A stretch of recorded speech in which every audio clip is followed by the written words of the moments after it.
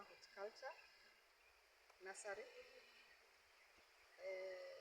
Kuna avocado seedlings ya pass na pwete.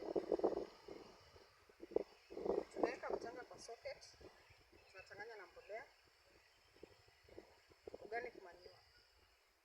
Alafu pia tunapanda mbegu na tunafanya grafting mimi mwenyewe.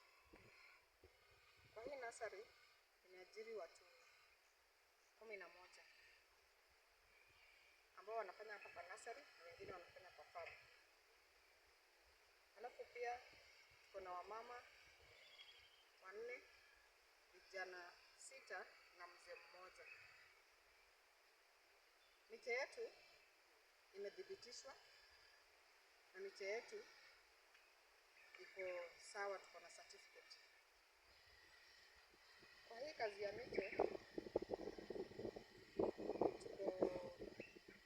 niko peke yangu kwa sub county mzima, na tunawezesha ajira kwa vijana na pia kwa wamama, na pia tunawezesha ukuaji wa upanzi wa parachichi kwa kaunti mzima,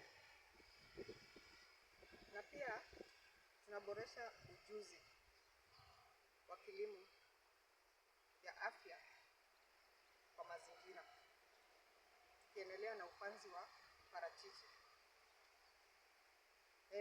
Kwa mafunzo pia tuko na mafunzo na ushauri kwa wakulima wanaoanza upanzi wa parachichi na pia wanaoendelea na upanzi wa parachichi, kwa sababu kuna wengine pia hawajajua jinsi ya kutunza hii miche. Kwa upande wa investor, tungependa atufadhili ili tuweze kupanua shughuli za upanzi wa miche, na pia tukaweze kununua mashini ya kuchakata mafuta, yani processing plant, ili tuweze kusaidia pia wakulima wengine wanaoleta miche yao, matunda yao. Tunasaidiana kuchakata mafuta tukiwa na hiyo processing plant, sababu kuna wakati unapata local buyers wanakuja wananunua kwa bei rahisi ya mafuta na wanapeleka Nairobi, sababu hakuna mashine nyingine hapa katikati.